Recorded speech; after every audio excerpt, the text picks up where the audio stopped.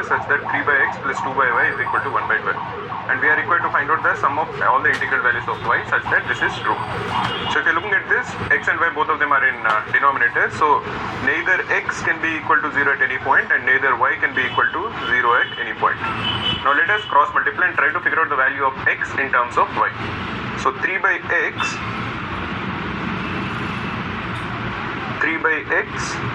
is equal to 1 by 12 minus 2 by y. This is equal to y minus 24 divided by 12y. Or the value of x is equal to 36y divided by y minus 24. Just to make things easier, let the value of y be equal to 24 plus k for some integer k. Because y is an integer and 24 is an integer, the value of k also has to be an integer. So the value of x will become equal to 36 into k plus 24 divided by y minus 24 will be equal to k. This is equal to 36 plus 36 into 24 is 864 divided by k. This is the value of x. We know that x cannot be equal to 0, so the value of this number should not be equal to 0. Similarly, the value of y cannot be equal to 0, so if y is not equal to 0, the value of k should not equal minus 24. Anyway, we'll come to that later once we figure out all the possible values of k.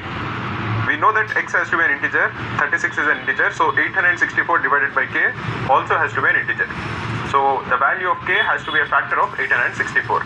What is 864? If you do the prime factorization of 864, this is 36 into 24, that is equal to 6 cube into 4. So this is equal to 2 to the power 5 into 3 cube. So how many factors does 864 have? 864 has 24 factors. This is equal to 5 plus 1 into 3 plus 1.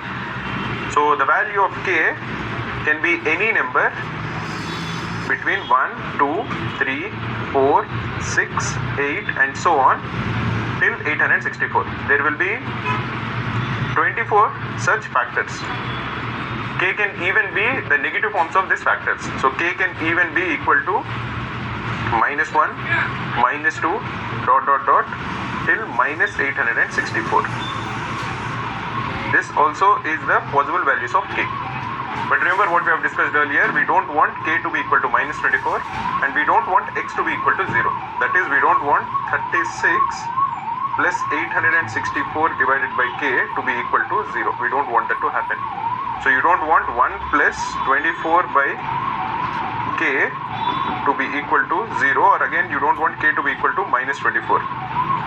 And you don't want that to happen. So this is the only number which we should ignore. If you're looking at all the other possibilities, what are the different forms of y that it can take for each of these values of k? Y is equal to k plus 24. So if you're looking at only the positive factors, the value of y will be equal to 24 plus 1, or it can be 24 plus 2, or it can be 24 plus 3. For each of these 24 factors, that is for each of these 24 values of k, we are going to get a respective value for y. This will be 24 plus 864. Similarly, if you are looking at the negative factors, you will have 24 minus 1, or 24 minus 2, or dot dot dot till 24 minus 864.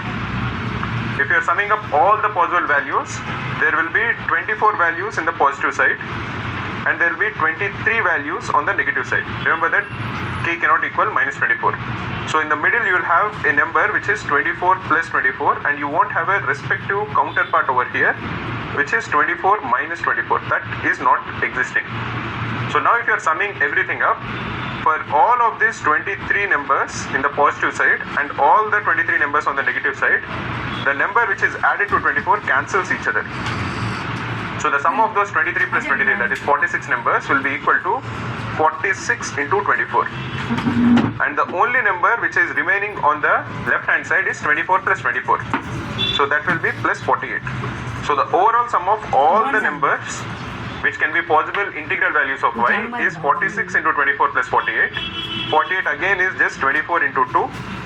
So if you are summing it up, the overall answer will be 48 into 24. This is equal to 1152. And there are 47 possible values of y.